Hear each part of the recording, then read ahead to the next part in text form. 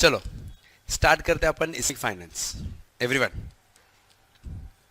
क्यों ज़रूरत पड़ा इंस्टीट्यूट को इस्लामिक फाइनेंस का, इस्लामिक फाइनेंस को इंट्रोड्यूस करके इस्लामिक फाइनेंस को एज ए चैप्टर ऐड करने के पीछे का reason? Because not just because जो मैं अभी पढ़ाने वाला हूँ, बट बिकॉज कि Muslim population has been increasing and it's around 20 to 25% of global population, but also because a lot of Islamic finance countries, when they plan investments, they take into consider their principle or ethics of Sharia while making investments, and you have to cater to their principles and ethics. So, before I start with Islamic finance, मैं वापस से retreat करूँगा वो चीज़ कि new course में 20 से 25 mark का with options theory पूछा था दोनों अटेम्प्ट में, लास्ट में 18 नवंबर 18 में, and I expect that to be the same. उसमें what is Islamic finance? Islamic finance is based on the principle of Sharia. And what is Sharia?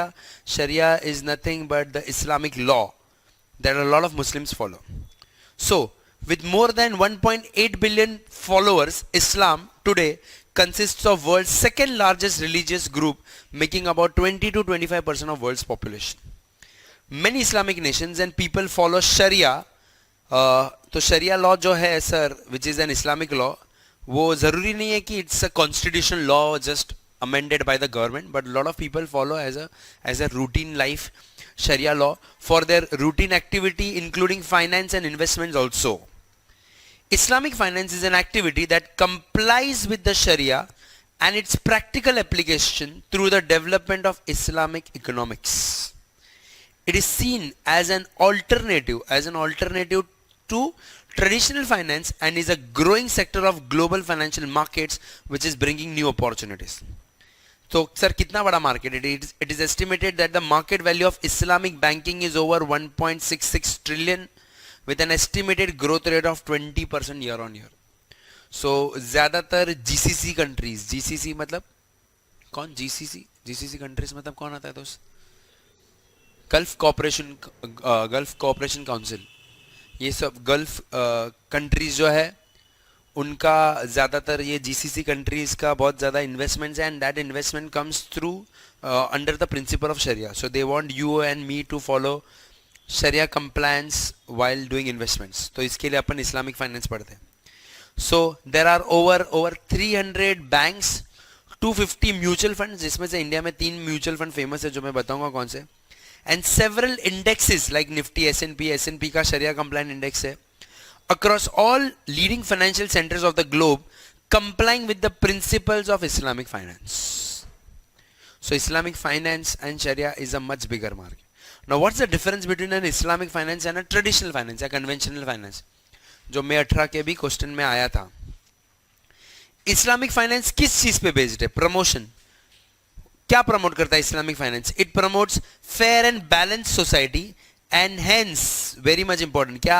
Interest is prohibited. So क्या prohibit है sir? Interest allowed नहीं है, interest allowed नहीं है. सो यहाँ पे अपने कन्वेंशनल फाइनेंस में ऐसा कुछ है कि इंटरेस्ट वगैरह अलाउड नहीं है पब्लिक? ऐसा कुछ है? नहीं, ऐसा कुछ नहीं है. Interest has to be paid irrespective of the business outcome and hence is based on the commercial objective. So what Islam promotes? Islam promotes fair and balance society. मतलब वो बोल रहा है, जो मैं आगे बताऊंगा क्यों इंटरेस्ट अलाउड नहीं, बट वो बोल रहा है कि no one can charge interest to anyone. आप इंटरेस्ट चार्ज भी नहीं कर सकते हो और आप इंटरेस्ट भरना भी नहीं आपको. Ethical framework. It is structured on ethical and moral framework of sharia. Traditional finance में ऐसा कोई एथिकल फ्रेमवर्क नहीं है, वहां पे एक ही फोकस है, क्या? प्रॉफिट. स्पेक्यूलेशन क्या अलाउड होगा इस्लामिक फाइनेंस में? नहीं.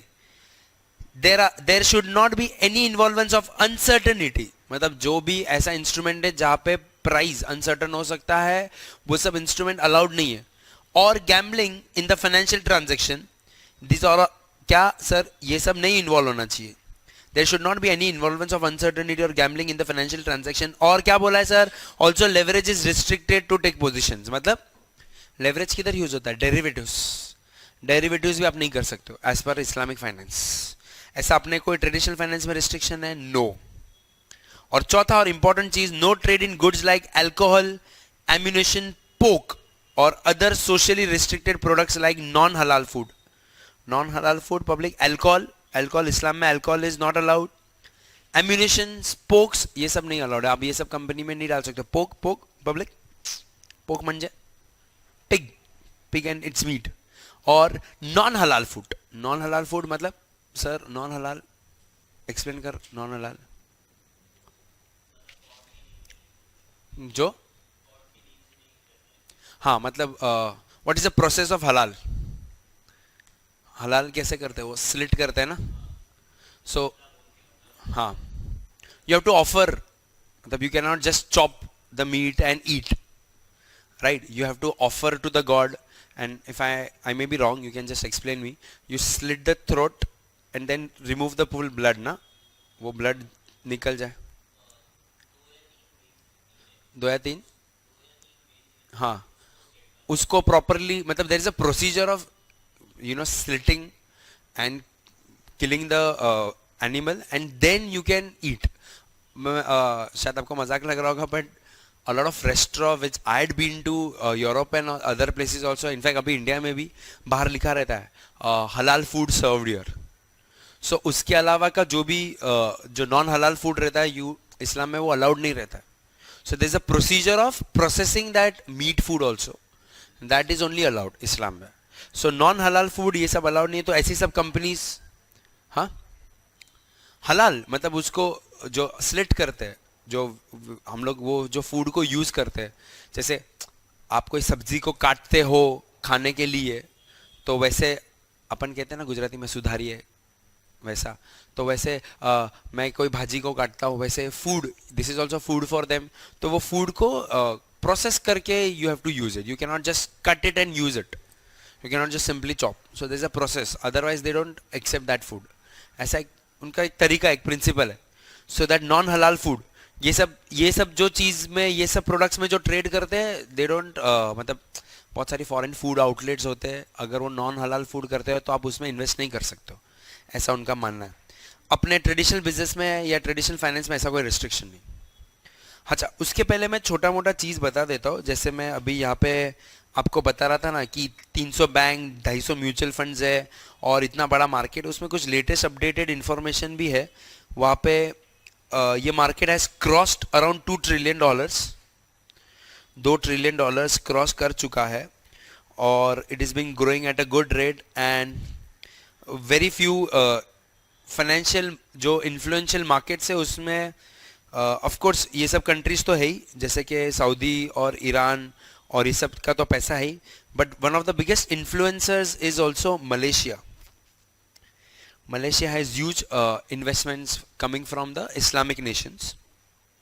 So Malaysia is said to be the top investment destination when it comes to Islamic finance. तो सबसे ज़्यादा investment comes from Malaysia. And जैसे जब मैं बता रहा हूँ, there are many indexes जो track करते हैं, जैसे कि NSE के stocks का कोई track करे परफॉर्मेंस तो निफ्टी होता है. वैसे इस्लामिक फाइनेंस कंट्री इंडेक्स करके एक इंडेक्स है जो बताता है कि how Islamic financial companies are performing और countries are performing as such. तो ऐसे बहुत सारे इंडेक्सेस है. In fact Pakistan is said to be the 7th most influential in Islamic finance. 7th most in influential in Islamic finance. Pakistan से भी काफ़ी कुछ investments coming from the Islamic finance source. So public 4 चीज़ें इस्लामिक फाइनेंस और conventional finance को compare करने के लिए वेरी इंपॉर्टेंट. प्रमोशन, क्या इस्लामिक फाइनेंस क्या प्रमोट करता है public? Fair and balance society. इसीलिए इंटरेस्ट इज प्रोहिबिटेड. सर यहाँ पे अपने यहाँ पे इंटरेस्ट, कन्वेंशनल फाइनेंस में इंटरेस्ट प्रोहिबिटेड है क्या? नहीं. आपका बिजनेस में आउटकम, प्रॉफिट, लॉस जो भी हो, इंटरेस्ट तो भरना है. दूसरा क्या प्रमोट करता है? Ethical framework. It is based on ethical and principles of क्या? शरिया. Conventional finance is based on not anything else except profit. क्या क्या स्पेक्यूलेशन, क्या क्या आपको अलाउड नहीं है स्पेक्यूलेशन में? क्या क्या अलाउड नहीं है सर? अनसर्टेनिटी, गैम्बलिंग या लेवरेज लेना अलाउड नहीं है. कन्वेंशनल फाइनेंस में ये सब अलाउड है. अनलॉफुल गुड्स एंड सर्विसेज, तो no trade in alcohol, ammunition, pork और नॉन हलाल फूड. एवरीवन. सो वो पेपा पेग अलाउड है क्या इस्लामिक फाइनेंस में? पेपा पेग जानते हो? Cartoon. It's a very famous in China. Peppa pig नहीं जानते हो क्या आप? यार आपके घर में कोई बच्चे लोग नहीं है क्या? Peppa pig very famous cartoon. तो मैं ये जानना चाहता हूँ, ये पेपा पिग अलाउड है कि नहीं? इस्लामिक फाइनेंस में बच्चे लोग को ये कार्टून से खेलना अलाउड है कि नहीं, if this is ban, so it is completely मतलब पिग इज अ टैबू ना इस्लाम में, वो अलाउड ही नहीं है। हाँ, पिगी बैंक करा तो चलेगा, चलो अच्छा है। ये थोड़ा फ्लेक्सिबिलिटी होना जरूरी है। हाँ तो हाँ, एम्यूनिशन, हथियार, आर्म्स एंड एम्यूनिशन का बिजनेस नॉट अलाउड। अब वो करने वाले इलीगली कर रहे हैं वो अलग बात है, बट ये सब अलाउड नहीं है ऐसा। ओके सर, ये सब जो खास करके इस्लामिक फाइनेंस में अपना यहाँ पे मकसद होने वाला एक बहुत इंपॉर्टेंट चीज पे जो नहीं अलाउड है, और वो है द प्रिंसिपल ऑफ रिबा, द कॉन्सेप्ट ऑफ रिबा। रिबा रिबा रिबा इज व्हाट, जिसको इस्लाम में बोलते हैं interest. Interest, it is interest which is usury. Usury मतलब सर जो अनएथिकल प्रैक्टिस है उसको यूजुरी बोलते हैं, and it is prohibited in Islamic finance. तो इस्लामिक फाइनेंस में सर ना आप इंटरेस्ट ले सकते हो ना दे सकते हो, अलाउड ही नहीं है। ये कहाँ पे बोला गया है सर? ये मैंने नहीं बोला गया, ये इस्लामिक बुक है जिसमें बोला गया है। तो it is all mentioned in Quran. Quran में मेंशन्ड है। कुरान में of course Ahmed can correct me, Quran में दोस्त कितने वहाँ पे कुरान में क्या होता है? सूरा, chapters. So it's the holy book of Islam. So under Quran there are I think 114 सूरा, और वो चैप्टर्स में वर्सेस होते हैं। सो देर आर सबसे बड़ा चैप्टर है उनका सेकेंड चैप्टर अल बकरा, उसमें सबसे ज़्यादा वर्सेस है, 286 वर्सेस। तो 286 वर्सेस में जिसको आया आया बोलते हैं ना, सो उसमें 2:275 आई थिंक 275 से लेके 280 तक के वर्सेस में इट इज मेंशन्ड कि रिबा क्यों डिसअलाउड है। सो इस्लामिक फाइनेंस में दो मेन बुक है उनके that they follow, is one is Quran which they generally mean that it is the recitation and मतलब it is the text of Islam where Muslims believe कि God had God had given this revelation had come from Allah, that is the Muslim में जो God है वो क्या है अल्लाह का, उसको how do you pronounce? इल्लल्लाह ना, इल्लल्लाह ऐसा बोलते हो ना आप? हाँ, तो वो बेसिकली उसका अरेबिक नेम है इल अल्लाह, दैट इज द गॉड ऐसा, so which is in Hebrew और Aramaic. So they say basically that जो कुरान है, Quran is the holy book where they believe it's a revelation by the God. So एक famous book है जहाँ पे कुरान है, और दूसरा फेमस बुक है दोस्त जो आपके लिए कौन सा फेमस बुक है दूसरा? हदीत। हदीत पता है हदीत? तो क्या डिफरेंस है हदीत और कुरान में? हदीत बेसिकली, हाँ क्या? Sayings of profit. तो हदीत में बेसिकली जहाँ तक मैंने पढ़ा है, हदीत में how prophet lived their life, मतलब how prophet lived his life और उन्होंने क्या फॉलो किया। सो हदीत वन ऑफ द वेरियस वो क्या है, रिपोर्ट्स डिस्क्राइबिंग क्या, words, actions and habits of the Islamic prophet. So जैसे कि बहुत सारे रिलीजन में एक बुक रहता है जो ये बताता है कि आपने रिलीजन कैसे फॉलो करने का, और दूसरा बुक रहता है कि how God lived the life, how the prophet lived the life. So हदीत is quite a book as per my knowledge, what I read थोड़ा बहुत, it is a book of how prophet lived his life, what were his habits and action, wherein the Quran is said to be the book by the God for the followers. And who is Muhammad?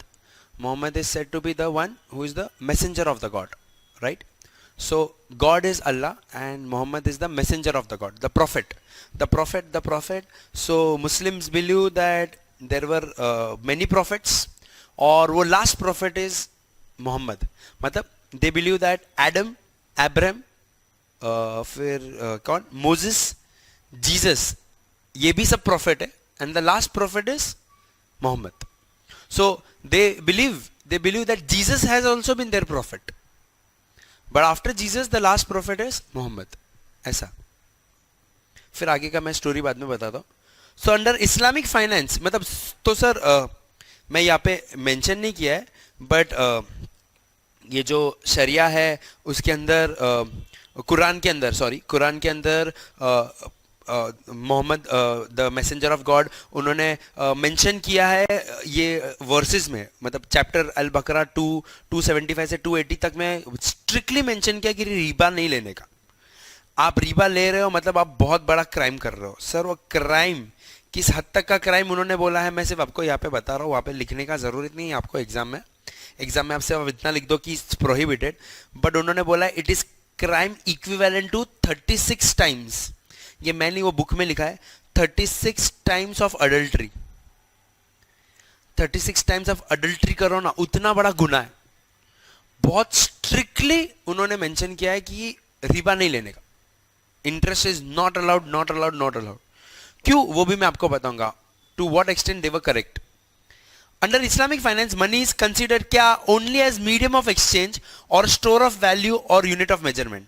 तो वो क्या बोलते हैं sir कि money है ना, money is only and only for, ऐसा उन्होंने पूरे कुरान में 4 बार रिबा के ऊपर डिस्क्रिप्शन दिया है। तो उन्होंने क्या बोला, money is just a measurement और मीडियम ऑफ एक्सचेंज। आप उसको उसके पैसे पे पैसा नहीं बना सकते, आप फुकट का पैसा नहीं बना सकते। इन शॉर्ट, आप किसी को सिर्फ पैसा लेंड करके you have done no hard work, so there should be no money for it, but not as a reward for capital whereby no effort is undertaken by the lender. Therefore under Islamic finance money has no time value or cost. sir, अगर interest ही नहीं है तो कोई time value नहीं होगा। This is in sharp contrast to conventional banking whereby the relation is based on borrower lender as opposed to that in Islamic finance where Muslims are expected to क्या accept principal only, क्या बोला है, accept principals only and forgo interest, and also, अच्छे से सुनना, and also forgo principal if the borrower is unable to repay principal. Can you believe this? क्या लिखा है अंडर कुरान कि आपने किसी को अगर पैसा दिया है तो इंटरेस्ट तो भूल जाओ, इंटरेस्ट तो चार्ज ही नहीं करना है, और अगर वो इंसान प्रिंसिपल ना रीपे करे तो वो भी मत लो। सही है गलत है? बिजनेस वाइज तो आप बोलोगे ऑफ कोर्स गलत है sir, it doesn't make sense, but ये क्यों उन्होंने बोला था मैं आपको बताऊंगा, एंड तब शायद आपका परसेप्शन चेंज हो जाए। मेरे को भी लग रहा था अरे ऐसा सब क्यों है, then I started researching it and what happened that time पे, तो मैं आपको बताऊंगा। सर ये क्यों होता था उसको मैं बता देता हूँ कि पहले के ज़माने में आपने और मैंने भी मूवीज़ में देखा है, और सिर्फ ये इस्लामिक कंट्रीज़ में नहीं दुनिया भर में, याद है ना आपको ज़मींदार और वो जो लोन देने वाले थे पाटीदार, वो सबसे आपको कुछ याद आता है क्या? How they used to exploit people who used to take loans from them. उनकी ज़मीन वमीन ले लेते थे, उनका घर बार बेचना पड़ता था, गिरवी रखना पड़ता था, बीवी बच्चे तक गिरवी रखने पड़ते थे। So in the name of capital and loan people were exploited, poors were always exploited, not only those days, even today in the name of capital the poor person is exploited. So I am sure that the messenger, the Muhammad, they must have been so frustrated at that time that they must have said that नहीं यार इसकी वजह से गरीब आदमी बहुत परेशान हो रहा है, बंद कर दो, इंटरेस्ट ही नहीं लेगा, अपना मुस्लिम बंदा इंटरेस्ट नहीं लेगा, ना इंटरेस्ट लेगा ना इंटरेस्ट देगा, ताकि कोई किसी का एक्सप्लॉयटेशन ही ना कर पाए। मदद करना है करो बट किसी को उधार मत दो।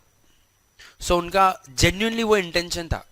ऑफ कोर्स अभी आज के ज़माने में आप बोलोगे यार ऐसे थोड़ी कोई होता है, आज के ज़माने में एक मुस्लिम भी किसी को अगर लोन देगा तो इंटरेस्ट लेगा, और वो भी ऐसा तो नहीं है कि वो होम लोन नहीं लेता है, बट जब वो बनाया था प्रिंसिपल, उसका मेजर मोटिव ये था कि कोई किसी को एक्सप्लॉइट ना करे लोन के चक्कर में। So that is the reason कि रिबा was prohibited, strictly prohibited. Since interest is not allowed under Islamic finance, depositors are rewarded. Sir जो डिपॉजिट करेगा उसको इंटरेस्ट तो नहीं मिलेगा, लेकिन कुछ तो मिलेगा, कुछ तो अपने पैसे का मिलेगा। क्या मिलेगा? Rewarded by a share in the profit from the underlying business. मतलब it's like you know how equity participation, it's not debt instrument but आप इन्वेस्ट करो रिस्क लेके, equity participation in which the fund of the depositors have been pooled like a mutual fund. In this backdrop, therefore, the link between money and profit is established as an alternative to interest, and therefore, relationship between the depositor and the banker can be viewed as, मतलब under Islamic finance, there is no borrower or lender. Borrower lender का principle नहीं रहता। जो बंदा किसी को पैसा देता है, आप लेंड कर रहे हो बैंक को, ये सिस्टम इस्लामिक फाइनेंस में नहीं. इस्लामिक फाइनेंस में सिस्टम क्या है, they both can be treated as agent और प्रिंसिपल का रिलेशन हो सकता है उनका, डिपॉजिटर एंड लेंडर नहीं, बट कस्टोडियन, आपने उसको पैसा दिया संभालने, उसके ऊपर वो रिटर्न दे रहा है. इन्वेस्टर एंड एंटरप्रेन्योर और फेलो जॉइंट पार्टनर्स. सो क्या क्या पता चला रिबा के बारे में पब्लिक, आपको जरा बताओ मेरे को. सबसे पहले it is prohibited, strictly not allowed. So sir क्यों नॉट अलाउड है? क्योंकि उनके हिसाब से इस्लामिक फाइनेंस में money should be treated as a means of exchange, measurement, but not reward for taking no effort. So what is their focus? तो conventional banking में sir जैसे बोरो लेंडर का रिलेशन रहता है, इस्लामिक फाइनेंस में Muslims are strictly told to forgo interest, and if सामने वाला is unable to prepay तो प्रिंसिपल भी छोड़ दो. सो सर जो लोग डिपॉजिट करते हैं उनको क्या मिलेगा? उनको इंटरेस्ट, फिक्स्ड इनकम नहीं मिलेगा उनको. They may invest in the business as profit sharing और as partners. So their relationship is not as a borrower lender, but they have an agent principal relationship, depositor and custodian, investor and entrepreneur या fellow joint partners. That is the concept of riba. So लग रहा है public आपको रिबा बंद करने का पीछे reason सही था? उस टाइम पे शायद सही होगा, उस टाइम पे तो डेफिनेटली सही होगा. शायद सब लोग ऐसा करते उस टाइम पे तो कोई किसी को एक्सप्लॉइट नहीं करता ऐसा. तो पहले के ज़माने में कोई भी आप धर्म पकड़ लो सर, सब धर्म में हर एक धर्म में कुछ ना कुछ जो रूल्स उस टाइम पे बनाए थे, सोच समझ के बनाए थे ताकि ये डिस्क्रिमिनेशन वगैरह ना हो. ऐसा है. बहुत सारे लोग हमारे जैन रिलीजन के बारे में जब बात आती है तो मैं बोलता हूँ people know Jains only as कि जो आलू प्याज खाता है और जो आलू प्याज नहीं खाता है. और जब भी जैन्स के बारे में डिस्कशन चालू करे तो अरे मेरा एक फ्रेंड है जैन जो नॉनवेज खाता है. तू जैन है, तू खाता है क्या? अरे हमारा जैन धर्म सिर्फ आलू प्याज के ऊपर नहीं है, हमारे जैन धर्म में बहुत सारी दूसरी भी चीज़ है. तो आई started researching when I was growing up. So I learned all that पांच प्रतिक्रमण, और मैं भी भक्तांबर मंदिर में जाके 10th में खुद रिसाइटेड था, पूरा पांच प्रतिक्रमण आता था, प्रतिक्रमण करता था 10th तक में. सो फिर जब मैं हॉस्टल में गया तो ये सब मंदिर जाना बंद कर दिया.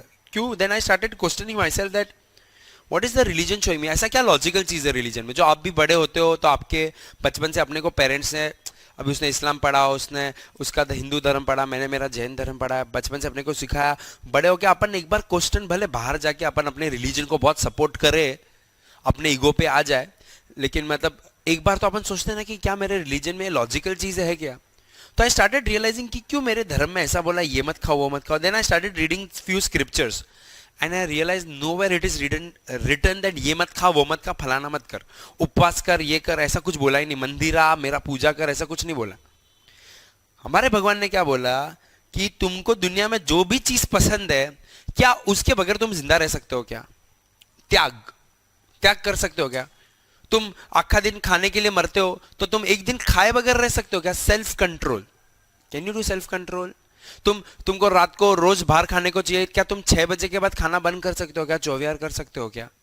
Self control is the theme of the religion. I realize that. हमारे भगवान ने नहीं बोला कि तुम पहाड़ चढ़ के हमारे दर्शन करने के लिए आओ. तुम्हारे में स्पिरिट कितना है? कर सकते हो क्या तुम ये?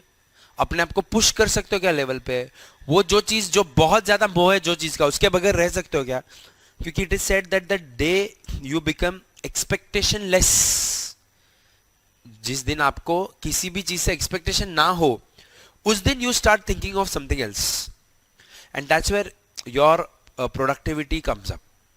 सो तब आपको ना इमोशन और किसी से दुख वुख नहीं होता, ऐसा बोला गया. और देन आई रियलाइज दैट हाँ यार, कि यार एक दिन मेरे को मेरी माँ ने वो सब्जी नहीं बनाया तो मैं बहुत नाराज हो गया, तो मेरा क्या धर्म काम का. तो मेरे को रियलाइज हुआ कि what was the God saying that can you live without it, it's okay, then that is the religion.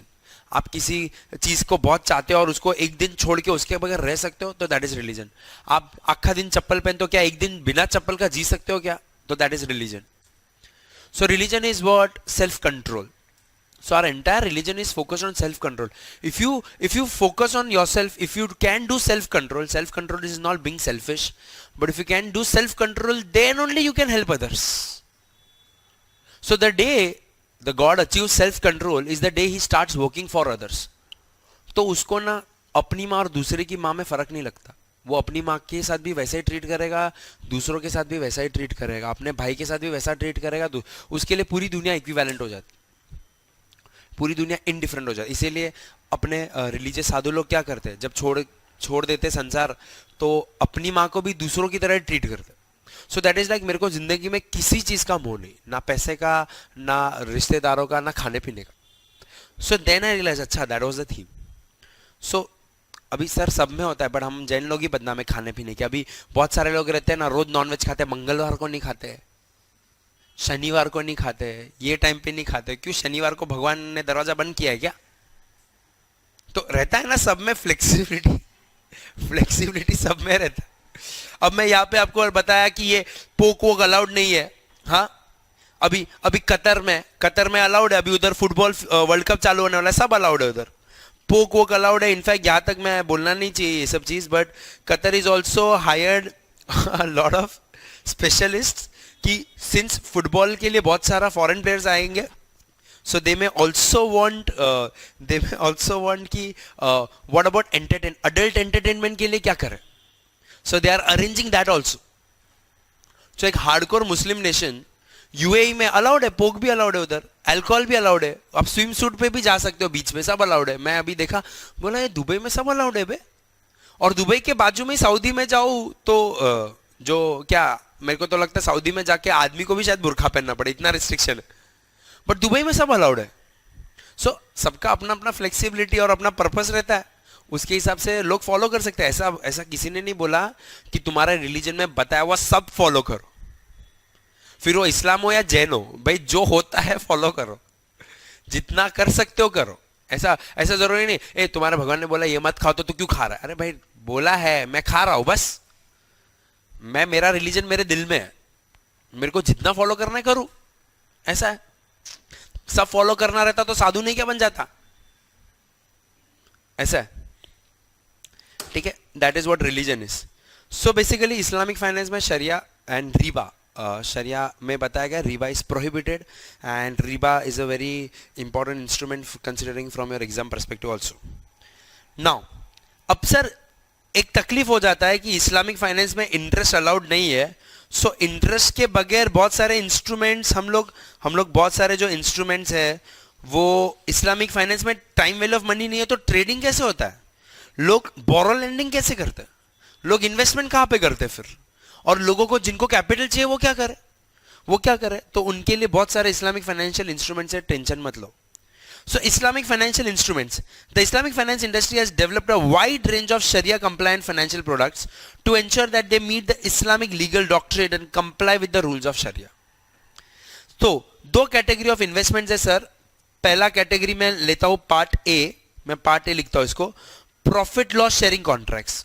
वो पार्ट ए में दो चीज है, एक है मुशरका और दूसरा है मुद्रबा। आपको चाहिए तो वहां पे लिख सकते हो part A profit and loss sharing instruments है, और फिर पार्ट बी भी है मार्कअप कॉन्ट्रैक्ट्स।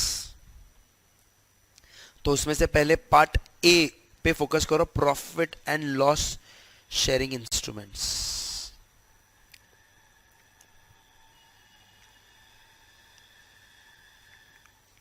हाँ, मुशरका, जैसे मैं भी मुशरका बोलूंगा, आप ये क्या है सर, आप जो ट्रेडिशनल बिजनेस करते हो ना वही चीज है, उनका इस्लामिक नेम है, उनका Islamic name. It is an Islamic version of, क्या लिखा है मैंने, joint business venture. It is a contract in which public two parties agree to participate in the business in the ratio of capital invested in the business. तो sir joint business venture या joint venture में basically दोनों जितना capital डालेंगे उतना ratio में दोनों partners है। Both parties are involved in the implementation and management of the project, whereas the profits are divided to the terms already agreed in the contract. However, losses are allocated in the proportion of the capital contributed only.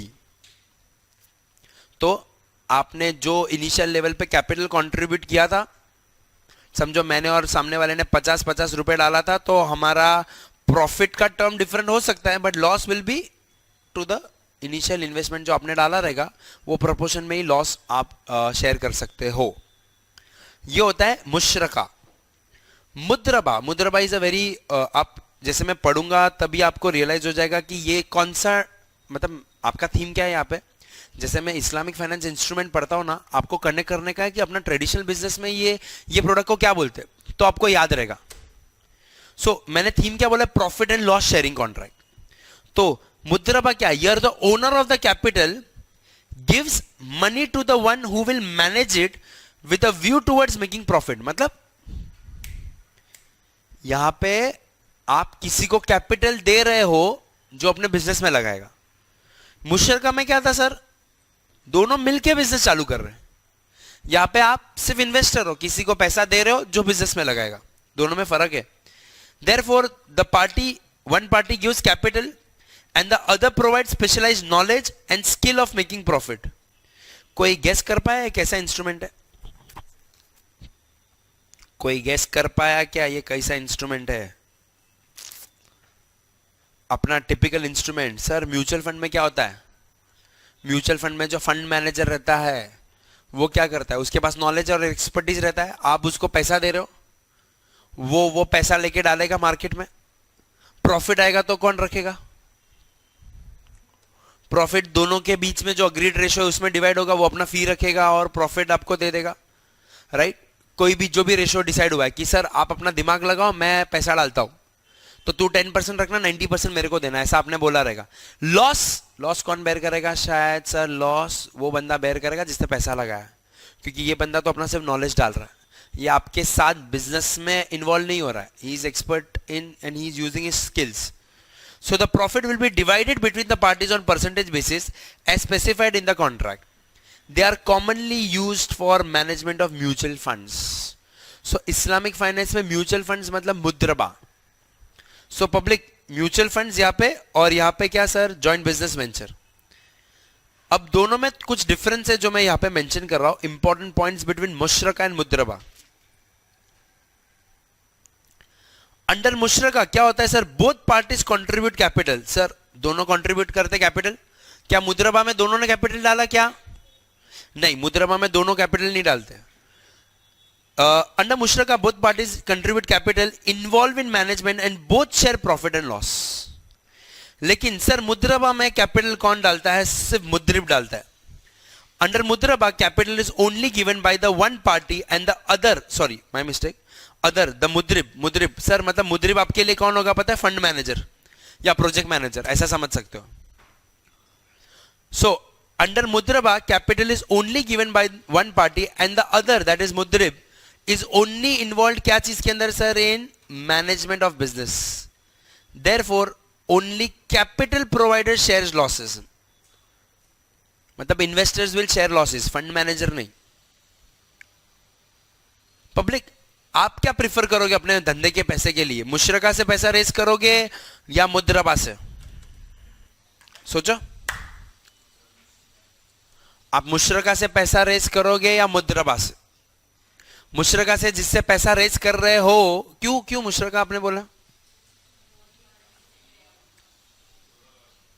दोनों loss share करेंगे agreed capital में ना, लेकिन sir उसका influence भी तो बहुत ज्यादा होगा। मुशरका में सामने वाले पार्टनर का भी तो इन्फ्लुएंस बहुत ज्यादा होगा, both involve in management also.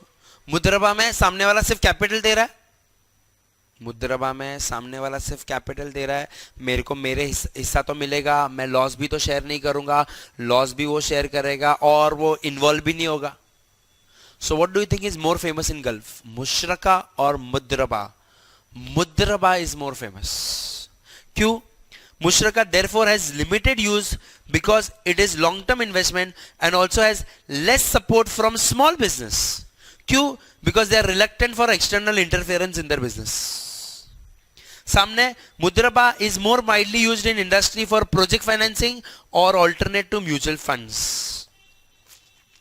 तो पब्लिक जरा समझो, आप कोई प्रोजेक्ट फाइनेंस कर रहे हो, वहां पे किसी बंदे ने बोला कि मैं पैसा लगा रहा हूं, तू प्रोजेक्ट कर, उसमें जो भी लॉस होगा मैं शेयर करूंगा, प्रॉफिट अपन दोनों ये एक्स रेशो में शेयर करेंगे, ये एक तरीका होगा। दूसरा कि अपन दोनों मिलके प्रोजेक्ट करते, दोनों कैपिटल डालते, दोनों ऑपरेशन करते, जो भी प्रॉफिट लॉस होगा अपन शेयर करेंगे। पब्लिक वो आपके लिए तो दोनों जगह पे प्रॉफिट है, लेकिन एक जगह पे लॉस इन्वेस्टर ही शेयर कर रहा है, मुद्रबा, और दूसरा उसका इन्फ्लुएंस भी कम है.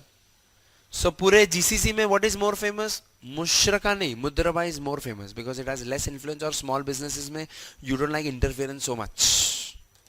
ऐसा. ये कौन से कॉन्ट्रैक्ट है? Profit and loss sharing contracts. अभी जो मैं कॉन्ट्रैक्ट करा रहा हूं मार्कअप कॉन्ट्रैक्ट्स. मार्कअप कॉन्ट्रैक्ट्स में पहला आ रहा है मुरब्बा, जिसको हम लोग ट्रेड क्रेडिट या बिल डिस्काउंटिंग बोलते हैं अपने ट्रेडिशनल लैंग्वेज में. हाँ, it is kind of trade credit mainly used by exporters or importers or traders in meeting funding requirements. These contracts entail क्या? A fee or markup on the price of goods that are brought with the fund supplied.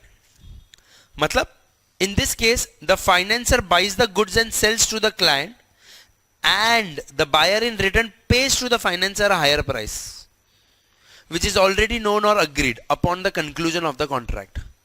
कोई मेरे को इसका मतलब समझाएगा? I'll repeat. In this case, the financer buys the goods and sells to the client, and the buyer in return pays to the financer a higher price, which is already known or agreed upon. हाँ, public जरा समझो इसको. For example मेरे को trade credit चाहिए, कोई goods by करना है 3 मंथ के क्रेडिट पे चाहिए. सो कोई भी ऐसा गुड, फॉर एग्जाम्पल मेरे को मशीनरी बाय करना है. सो मैं क्या करूंगा? आज उसके पास से मशीनरी बाय करूंगा और वो बंदा मुझे आज मशीनरी दे देगा. मेरे पास तो पैसा नहीं है, तो वो मुझे क्या करेगा? वो मुझे वो समझो 50 करोड़ का मशीन है, वो आज मुझे दे देगा, और मैं उसको 3 महीने बाद उसके ऊपर मार्कअप करके उसको पैसा दे दूंगा. मतलब मैं उसको कितना दे दूंगा सर? 51 करोड़ समझो दे दूंगा. मतलब वो 1 करोड़ क्या है? आपके रेफरेंस के लिए 1 करोड़ क्या है? वो 3 महीने का कॉस्ट है, फंडिंग कॉस्ट, जिसको आप बिल डिस्काउंटिंग के बदले आप इसको क्या बोलते हो? मार्कअप बोलते हो. मतलब समझो 49 करोड़ की मशीन है, आप उसको 50 करोड़ देने वाले हो, 1 करोड़ रुपए एक्स्ट्रा दे रहे हो, या 50 करोड़ की मशीन पे 51 दे रहे हो. तो वो जो 1 करोड़ है, वो 1 करोड़ क्या है सर? वो 1 करोड़ वो मार्कअप कॉस्ट. सो वो आपको फंड कर रहा है मशीन लेने के लिए. अभी ट्रेड क्रेडिट मिल रहा है बेसिकली. अपने ट्रेडिशनल फाइनेंस में क्या होता है पता है? आप मशीन लेने के लिए लोन लेते हो, फिर मशीन खुद ले लेते हो. यहाँ पे वो बंदा आपको सिर्फ फाइनेंसिंग नहीं दे रहा है, मतलब वो it's the same thing but सिर्फ थोड़ा स्ट्रक्चरल डिफरेंस है. तो आप उसके थ्रू मशीन ले रहे हो. So he will actually officially क्या? He will give you the machine at 50 crore, बराबर, and you will pay him. You don't have money right now, right? You will pay him later on 51 crore. So अपन typical business में क्या बोलते हैं? 50 करोड़ का machine ले, 1 करोड़ का इंटरेस्ट भरना. अपन ऐसे बोलते हैं ना. यहाँ पे इंटरेस्ट ना बोल के we just say that it's a markup cost on the machine. So वो बंदे के लिए क्या हो गया? प्रॉफिट हो गया. 50 करोड़ का मशीन दिया, बाद में 51 करोड़ मिला, ऐसा. So they just to avoid that interest का part, they use it as a difference, markup cost. समझा क्या पब्लिक? दैट इज मुरब्बा. That is also use majorly in to trade credit. Okay, फिर कम्स इजरा. नहीं, किधर गया? हाँ, पब्लिक इजरा किधर यूज होता है? लीज फाइनेंसिंग में. अभी सर एक और चीज समझ लो, जैसे इंटरेस्ट अलाउड नहीं है, वैसे आप क्लाइंट से रेंट भी नहीं ले सकते हो. रेंट भी तो फोकट का पैसा हो गया. आपके पास फ्री का पैसा पड़ा था तो आपने किसी को दे दिया, वैसे आपके पास फ्री का जगह पड़ा है और आपने किसी को दे दिया, तो रेंट भी अलाउड नहीं. सो यहाँ पे रेंट का कुछ डिफरेंट वे है, कैसे वो अलाउड है, लीजिंग कैसे अलाउड है. Under this contract the financer or the bank purchases an asset and leases it to another party. The seller and the buyer already agree on the markup, so basically one party, that is the bank, transfer asset to another party for some specific time at a cost which includes cost of asset plus profit margin of the lessor. मतलब sir अगर मेरा JCB machine का business है, मैं आपको 6 महीने के lease पे दे रहा हूँ, 6 महीने के लीज पे दे रहा हूं. सो बेसिकली मैं क्या करता था? उसका every month lease rental charge करता. अभी मैं क्या करूंगा? यहाँ पे सर आपको वो एसेट ही ट्रांसफर करूंगा 6 महीने के लिए, एट समझो 1 करोड़ पे. आपने मेरे को मैच्योरिटी पे 1 करोड़ 10 लाख देने का है, वो भी फिक्स्ड हो गया. सो बेसिकली वो 10 लाख क्या है? उस पर रेंट है, but it is just said as markup cost. So instead of leasing they use this word called इजरा. So majorly construction all happens, sorry not construction but leasing जब जब यूज होता है, they use this word called not rent or not lease rental, but they use this word called markup cost, that is ISRA. In this case the responsibility of maintenance of the asset remains with the lessor. So sir ऐसा कौन सा lease है जहाँ पे क्या है, maintenance and all cost is किसका, lessor का, the owner of the asset, he bears all the costs. सलाम are known as forward contracts. क्या बोलते हैं इसको, forward contracts. It is much like a forward contract whereby the cash is received by the seller immediately, but goods are delivered as per the pre-specified quantity, quality in the future. मतलब sir इसका मतलब क्या? It is much like forward contract whereby cash is received by the seller immediately, but goods are delivered as per the pre-specified quantity, quality, etc. in the future. हाँ, क्या कैसे बताओ? Forward तो derivative ही है. Leverage आप नहीं डालोगे अपना,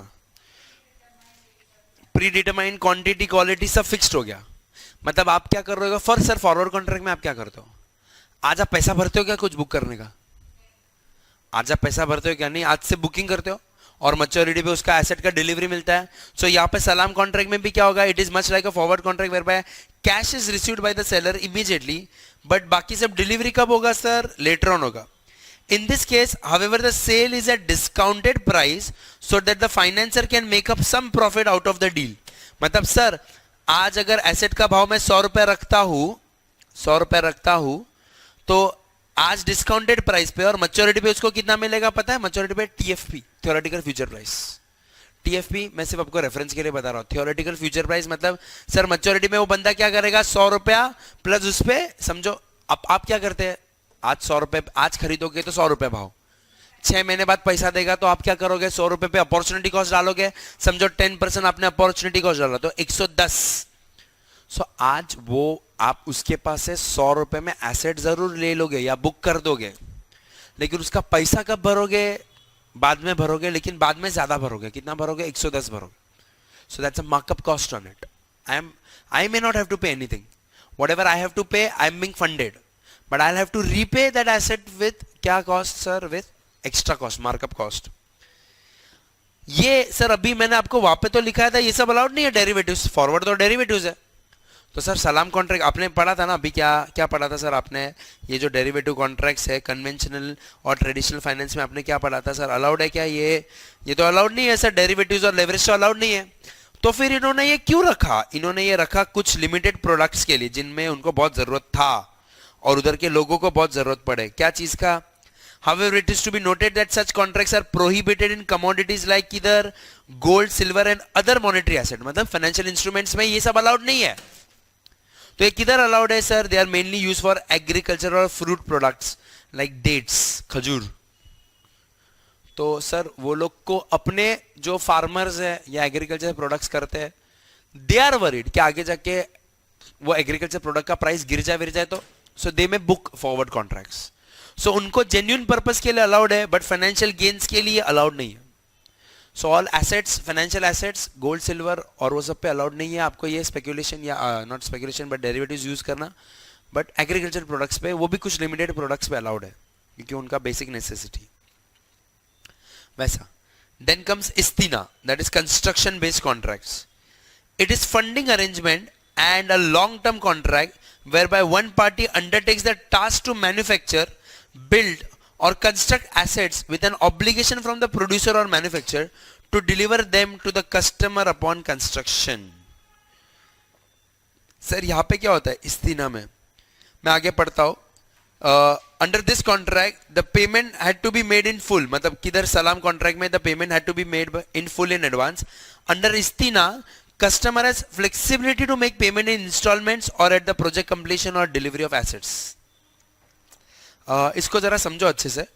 कौन है दुबई में सब कंस्ट्रक्शन किसका है, ये दुबई में बड़े बड़े प्रोजेक्ट्स करता तो दुबई गवर्नमेंट है ना, the sheikh of Dubai, but करवाता है वहां पे बहुत बड़ा कंस्ट्रक्शन कंपनी. क्या है उसका नाम, एमआर.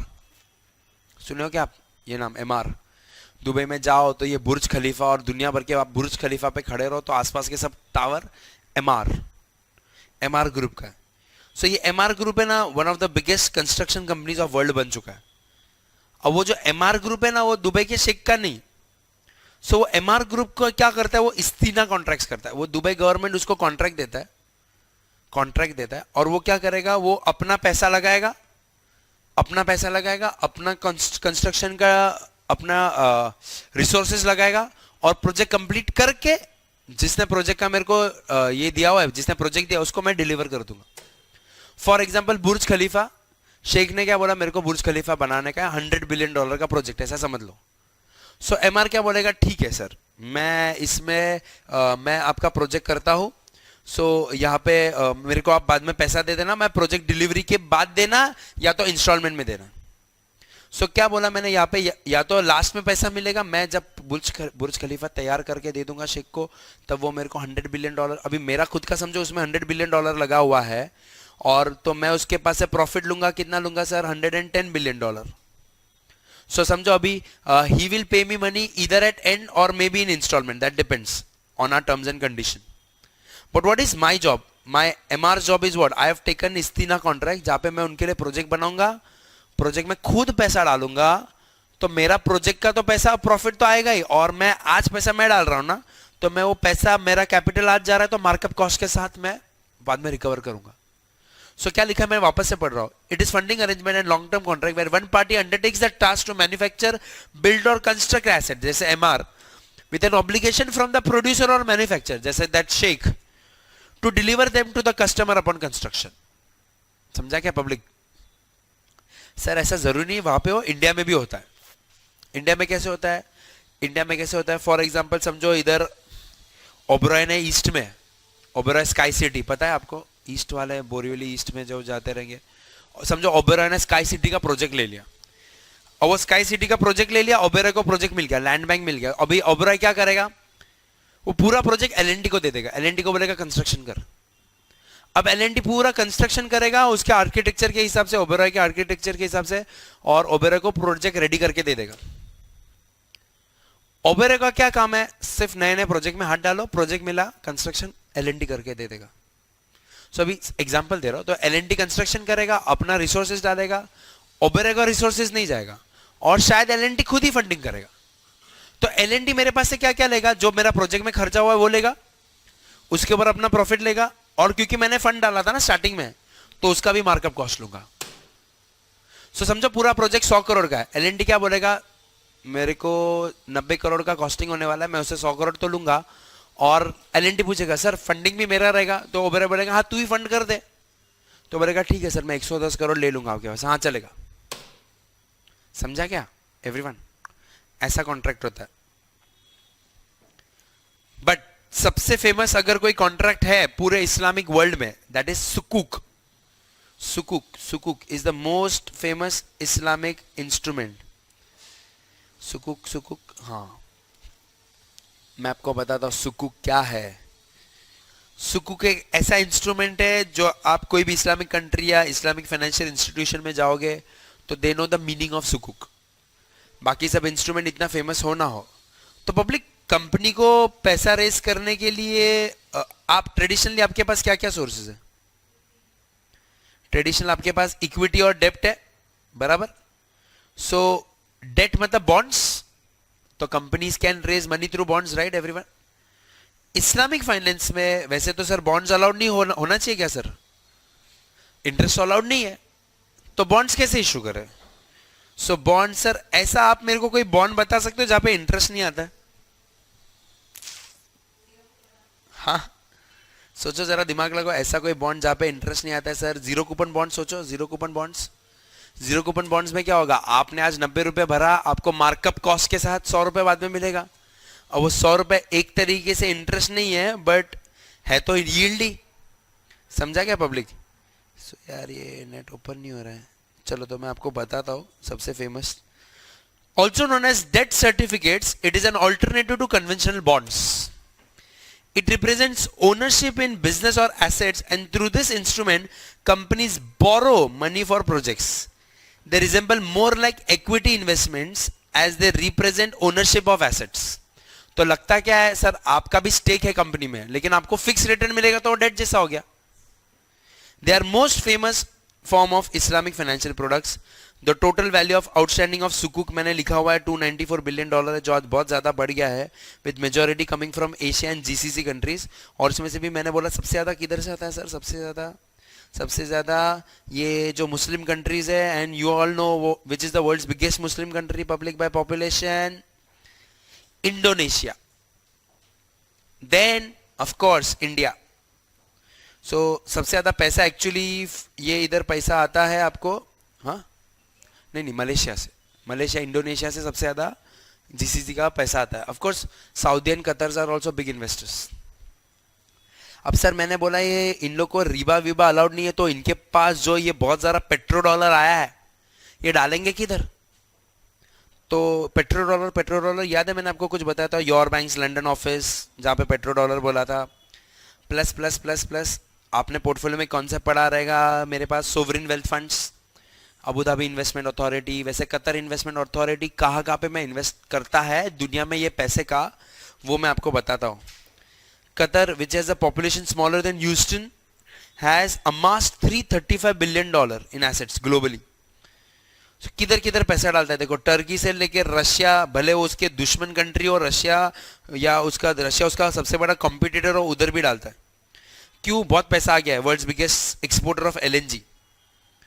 सो कहाँ पे पैसा डाल रहा है? देखो वहाँ पे दे कतरी investors have investment in Hollywood, New York, London, luxury, Italian fashion brands, यहाँ तक कि वो लोग स्टेडियम्स भी बाय किए, स्पोर्ट्स टीम भी बाय किया हुआ है, और इतना सब बाइंग किया हुआ है कि अभी फुटबॉल वर्ल्ड कप भी होस्ट कर रहे. सो पब्लिक, आपको वो एग्जांपल मेरा पता हो योर बैंक्स लंदन ऑफिस, तो उसमें मैंने बताया था लंदन में एक बहुत फेमस स्ट्रीट है, लंदन में बहुत फेमस स्ट्रीट है, याद है क्या? कैनरी वॉफ करके स्ट्रीट याद है पब्लिक? वहाँ पे भी कतरी इन्वेस्टमेंट का बहुत सारे, अरे यार क्या हो गया इंटरनेट को. सो कतरी इन्वेस्टमेंट का वहाँ पे भी बहुत सारा इन्वेस्टमेंट्स है in terms of property. London के, न्यूयॉर्क के मैनहट्टन से लेके सिंगापुर के बड़े बड़े बिल्डिंग्स में भी उनका स्टेक है. चाइना में भी they have bought a lot of real estate and they have tied up themselves with huge groups like Blackstone and all for real estate investment. India में भी they have investment in few companies, but across the world उन्होंने दुनिया भर की assets में पैसा डाल के रखा हुआ है. That is Qatar investment authority. So since they are not allowed to park their money in interest instruments, they try to put their money across the globe in various other instruments. So अभी जैसे कि Qatar group हो गया, Saudi Arabian group हो गया, Saudi Arabia ने अपना पैसा किधर डाला हुआ है sir? They can't just by bonds and earn interest, which is not allowed.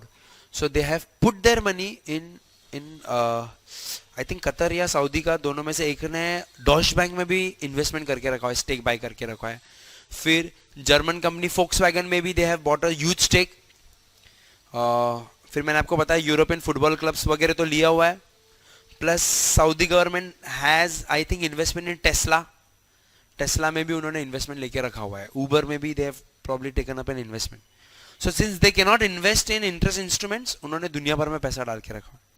अब सर इंडिया में क्या हो गया था मैं बता रहा हूँ, क्यों इस्लामिक फाइनेंस आपके सिलेबस का हिस्सा है. इस्लामिक फाइनेंस क्यों? क्योंकि a lot of these Gulf investors also invest in countries like India with the huge startup and other opportunities, microfinance companies and MSME opportunities.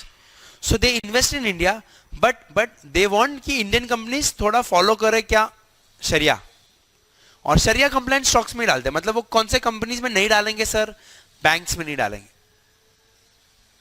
जो एम्यूनेशन कंपनीज है उसमें नहीं डालेंगे, जो फूड कंपनीज है जो नॉन हलाल नहीं फॉलो करती वो सब में नहीं डालेंगे. सो जो भी कंपनीज बैंक्स या एनबीएफसीज इंटरेस्ट का बिजनेस करते हैं वो उनके रडार से आउट हो गया.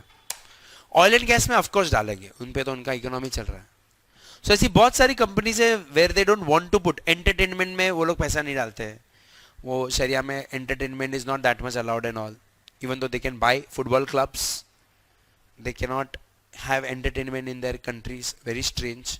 It is for the first time that the Saudi government has opened after long years cinemas, and they have now allowed women to drive. So ऐसा restriction होते रहता है. But now तो वो लोग जब investment करते हैं तो वो ये specifically ध्यान रखते हैं कि हमारा शरिया compliant हो रहा है कि नहीं. इसीलिए गवर्नमेंट ने भी क्या किया, गवर्नमेंट ने भी एक्चुअली 2010 में ना रघुराम राजन ने एक पेपर पब्लिश किया था और उसके अंदर उसने गवर्नमेंट को रिकमेंड किया था, क्या रिकमेंड किया था कि आप इस्लामिक फाइनेंस को थोड़ा बढ़ावा दो, ऐसा उसने रिकमेंडेशन दिया था। बट जब खुद आरबीआई के गवर्नर बने रघुराम राजन, तो I don't know for what reason it was not passed. Sir जब Raghuram Rajan was in the governor thing and all and then this paper was about to be passed और ये सब होने वाला था, पता नहीं किसी कारणवश उसने रिन्यूअल नहीं किया अपने टर्म का and Raghuram Rajan did not got the second term, so ये सब पास नहीं हुआ। बाय द टाइम मेरा ऐसा मानना है कि इंस्टीट्यूट का न्यू सिलेबस आ चुका था। अब न्यू सिलेबस आया जब, तो मैंने पढ़ाना स्टार्ट किया और वो आई थिंक सितंबर अक्टूबर 2017 से I started teaching this new syllabus. But sir तभी क्या हो गया, नवंबर 2017 में, मतलब तब तक तो सरकार तो चेंज हो गई थी और रघुराम राजन भी निकल चुका था, आरबीआई के गवर्नर ने एक नोटिफिकेशन निकाला, सुन लेना क्या था। In a major move in November 2017, RBI has decided not to pursue approval for formation of Islamic banking in India. तो रघुराम राजन ने क्या बोला था, इस्लामिक बैंकिंग इंडिया में चालू करो, तो वो तो कुछ पास नहीं कर पाया। बट आरबीआई ने क्या बोला नवंबर 2017 में, इस्लामिक बैंकिंग इंडिया में मैं अलाउ नहीं करूंगा। अब सही किया कि गलत, उनका क्या कहना था वो सुनो। They said the decision was taken considering the wider and equal opportunity to be available to all the citizens to access banking and financial services. समझा क्या उनका क्या कहना था? The wider and equal opportunity to be available to all citizens to access banking and financial services. मतलब RBI का ये कहना था कि I cannot give a different license for you to open up a new entire banking system. आपको cooperative bank launch करना है, करो ना, आपको कोऑपरेटिव बैंक लॉन्च करना है, वरना कल तो आ जाएंगे जैन बैंकिंग सिस्टम चालू करना है, हमको हिंदू बैंकिंग सिस्टम चालू करना है। तो आरबीआई क्या बोल रहा था, आरबीआई का रिलीजियस बायस नहीं था, आरबीआई क्या बोल रहा था, यार मेरे लिए डिफिकल्ट हो जाएगा सबके लिए अलग सिस्टम चालू करना, तुम एक काम करो ना, तुम कोऑपरेटिव बैंक चालू करो ना, मैं कोऑपरेटिव बैंक देता हूं ना सबको। अभी ऐसा नहीं है कि मुस्लिम्स का बैंक नहीं है, there is DCB, development credit bank, this is by the Khoja community, Aga Khan का, it's their bank, so they have a major stake, so of course they follow the banking rules and all.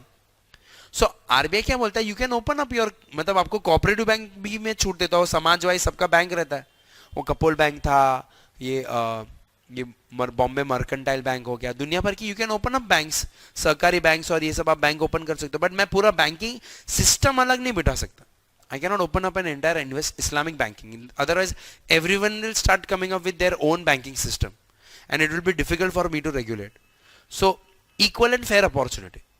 फिर उनका एक commission था, तो मैं नाम भूल गया कौन सा कमीशन था, सच्चर कमेटी था शायद, जो माइनॉरिटीज पे बेस्ड था। तो सच्चर कमेटी ने बोला कि तो मुस्लिम्स जो है इंडिया में उनको बैंकिंग सुविधा नहीं मिल रहा, बहुत सारे अंडर प्रिविलेज लोग हैं, not only Muslims, a lot of Muslims but SC ST OBC, उन लोग को बैंकिंग चैनल नहीं मिल रहा।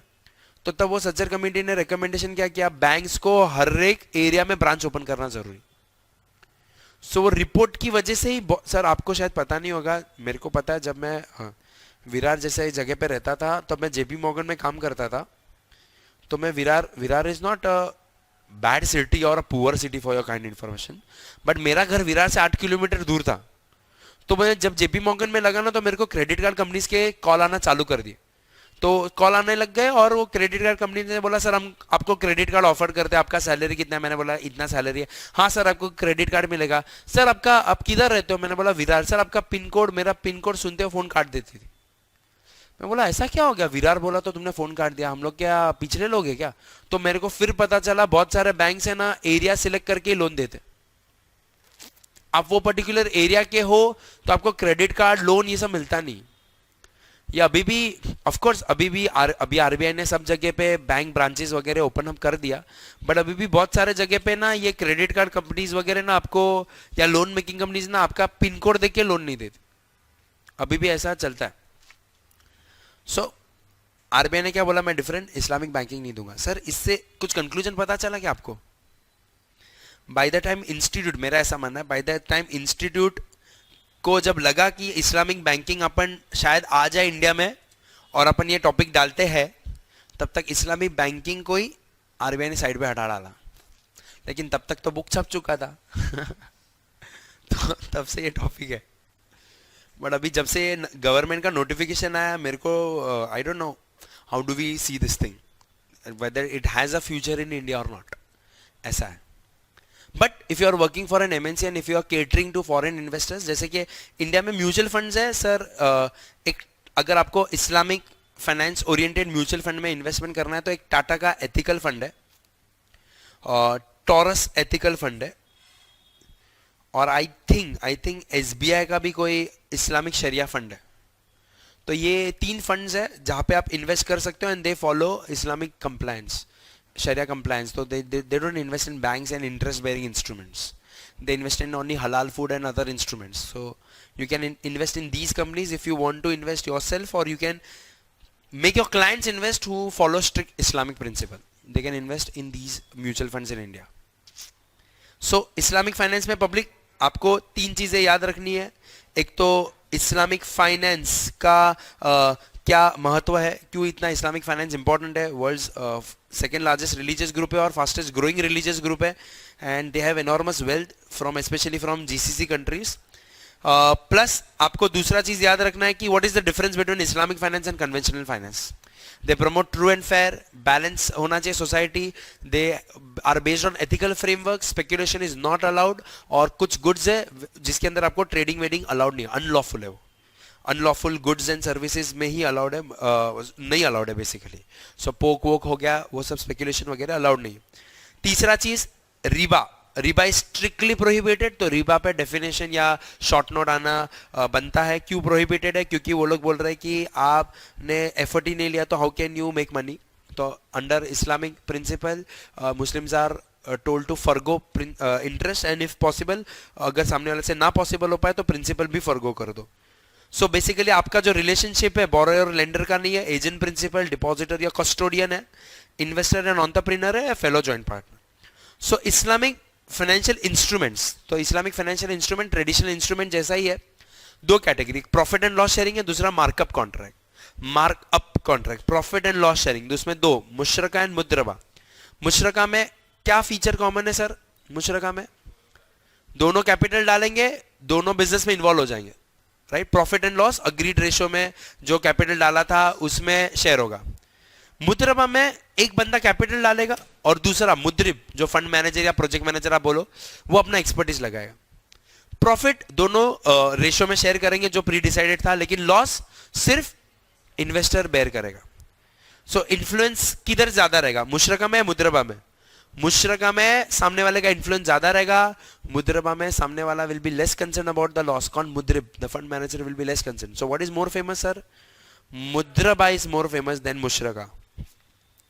फिर पब्लिक मार्कअप कॉस्ट में मुरब्बा, मुरब्बा is with respect to trade credit. तो आप क्या करोगे सर, आपको सामने कोई परचेस के लिए गुड्स या कोई मशीनरी परचेस करने के लिए आपको सामने वाला क्रेडिट देगा। क्रेडिट कैसे देगा सर? आपको वो गुड्स एक्चुअली बेचेगा आज, बराबर है, और आप उसको पैसा दोगे बाद में 3 महीना 6 महीने के क्रेडिट बाद विद एक्स्ट्रा कॉस्ट। तो 100 रुपए के सामने आप उसको 110 रुपए दोगे, वैसा, दैट इज मुरब्बा। इजरा जो आपको इजीली अंडरस्टैंड करना है, तो लीजिंग, जहां पे रेंट नहीं होता है, लीज रेंटल नहीं होता है, तो आपको कोई एसेट यूज करने दे रहा है और आप उसको मार्कअप कॉस्ट के साथ एसेट वापस रिटर्न करोगे। सलाम आर फॉरवर्ड कॉन्ट्रैक्ट सर, यहाँ पे अगेन आप जो ऑर्डर बुक कर रहे हो फॉरवर्ड में, जो बुक कर रहे हो सामने आपके बिहाफ पे कोई और फंडिंग कर रहा है, वो आपको एसेट डिलीवर कर देगा ऑन मैच्योरिटी। आपने किसी के साथ बाय ऑर्डर मारा है तो सामने वाला आपको मैच्योरिटी पे वो सेल कर देगा एसेट, और बट सेल करेगा एट हायर प्राइस, जिसके अंदर उसका खुद का कैपिटल लगा हुआ है 3 महीने तक, तो उसके ऊपर वो मार्कअप कॉस्ट डालेगा। इस्तीना, they are construction based contract, जहां पे आपने किसी को कंस्ट्रक्शन का कॉन्ट्रैक्ट दिया हुआ है, वो अपना पैसा भी डालेगा और कंस्ट्रक्शन भी आपको करके देगा, प्रोजेक्ट तैयार करके देगा। फिर वो फैक्ट्री बनाने का हो या बिल्डिंग बनाने का हो, वो आपको कंस्ट्रक्शन करके दे देगा, लेकिन विद अ मार्कअप कॉस्ट, क्योंकि वो उसमें अपना पैसा भी इन्वॉल्व कर रहा है। और अगर कंपनीज को पैसा रेज करना है थ्रू डेट सर्टिफिकेट्स, तो इस्लाम में डेट सर्टिफिकेट इस्लामिक इंस्ट्रूमेंट्स में दे आर कॉल्ड सुकूक, जहां पे जो बंदा डाल रहा है पैसा उसको एक्चुअली इंटरेस्ट नहीं मिल रहा है, उसको एक तरीके से आप बोल सकते हो प्रेफरेंस डिविडेंड मिल रहा है, फिक्स रेट पे डिविडेंड मिल रहा है। सो सर सबको पता है ये डेट ही है, it is debt only, but it's just a different name. अभी मैं आपको सिर्फ इसका मैंने जो अलग अलग लोगों के स्क्रिप्चर्स पढ़े और उससे मैंने रियलाइज किया कि यार ये तो डेट ही है सुकूक, और इतना ज्यादा इशू भी करते हैं। तो इस्लामिक कंट्रीज बहुत ज्यादा डेट और सुकूक वगैरह इशू भी करती है। So I was not able to understand फिर ये बैन क्यों है। देन आई रियलाइज रिबा is ban but the meaning of रिबा इज एम्बिग्यूअस। ये मेरा ऐसा मानना था। जैसे कि अभी आप देख रहे हो global sukuk issuance is $115 billion. वैसे डेट अलाउड नहीं है, but the other form of debt is issued 115 billion 2019 में। So total sukuk issuance growth this year is expected to be $100 billion plus. इतना सारा सुकूक इशुएंस हो भी रहता है, एंड आई वाज लाइक कि फिर ऐसा क्यों है। तो व्हाई आर सम पीपल, मतलब उसके हिसाब से तो कोई लोन लेना ही नहीं चाहिए। तो देन आई वाज लाइक कि कोई होम लोन लेता है कि नहीं लेता इस्लामिक फाइनेंस में।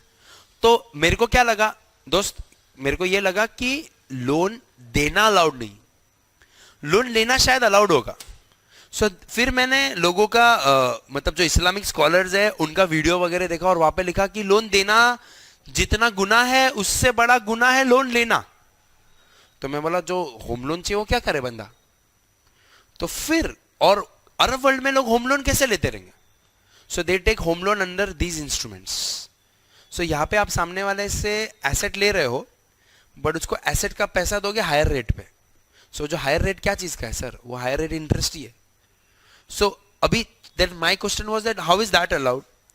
So then I came to know one thing which can be, you can always argue and debate over it, ki of course riba is prohibited, but nowhere there is proper mention of the definition of riba, कि riba मतलब क्या। So कुछ लोग क्या बोलते हैं riba मतलब interest, तो interest is prohibited, लेकिन preference dividend वो prohibited नहीं, equity dividend prohibited नहीं। सो उन्होंने रास्ता निकाल दिया, ऐसा समझ लो। रिबा प्रोहिबिटेड, तो वो लोग क्या बोले रिबा मतलब इंटरेस्ट है। लेकिन सर आज के जमाने में इंस्ट्रूमेंट, फाइनेंशियल इंस्ट्रूमेंट में इंटरेस्ट के अलावा भी, जैसे आपने जीरो कूपन बॉन्ड वगैरह बोला, वहां पे इंटरेस्ट ना मिलके भी रिटर्न मिल सकता है। सो इज दैट अलाउड और नॉट। सो सम पीपल से नहीं, उसके बारे में मेंशन नहीं किया बुक में। तो जैसे मैं स्टूडेंट को बोलता हूँ कि हमारे जैनिज्म में लिखा था चींटी भी मरना नहीं चाहिए, ये भी मरना नहीं चाहिए, ऐसा। तो मैंने जितना पढ़ा उसमें मच्छर का नहीं लिखा था, क्योंकि तभी शायद मच्छर था नहीं। तो मच्छर को मैं मारता हूं क्योंकि मच्छर मेरे को बहुत परेशान करते। तो मेरे दोस्त लोग बोलते हैं अरे अपन जैन लोग नहीं मारते। मैं बोला किधर लिखा है बता जैन में मच्छर का, बाकी सबका लिखा है, उनको नहीं मारता हूं, मैं मच्छर को मार सकता हूं। तो ऐसे मैं मजाक कर रहा हूं। तो बेसिकली सर ये लोग भी क्या बोल रहे हैं कि इंटरेस्ट डिसअलाउड बोला है ना, interest, but other forms of interest में भी allowed. Why? Because there is no definition of riba as such. Riba is disallowed but riba का कोई डेफिनेशन, ऐसा है। ठीक है, बाकी आपको इस्लाम के बारे में छोटा मोटा चीज और मैं बताऊं, end of course you can correct. So whenever they use this word called Muhammad, you all always use peace be upon him, na, along with him, along with that. And so Muhammad is said to be the last messenger, the prophet. और मैंने आपको बताया उसके पहले Adam, Moses, Abraham, फिर Moses, फिर Jesus, and then Muhammad. And after Muhammad who was said to be the rightful king, his son-in-law, that is Ali. So Ali was said to be the rightful heir of the throne. And Ali के ही I think sons है, Hassan and Hussein. So Hassan and Hussein. अभी इस्लाम में इसी version पे बहुत बड़ा bifurcation हो गया into Sunnis and Shias. So after Prophet Muhammad, I mean till Prophet Muhammad was there, everything was right. उसके बाद इस्लाम में भी दो बड़े सेक्शंस हो गए हैं under Sunni countries and Shia countries. वैसा ऐसा सब कुछ है। ठीक है, चलो ये हो गया इस्लामिक फाइनेंस, बाकी का अपन बाद में करते हैं।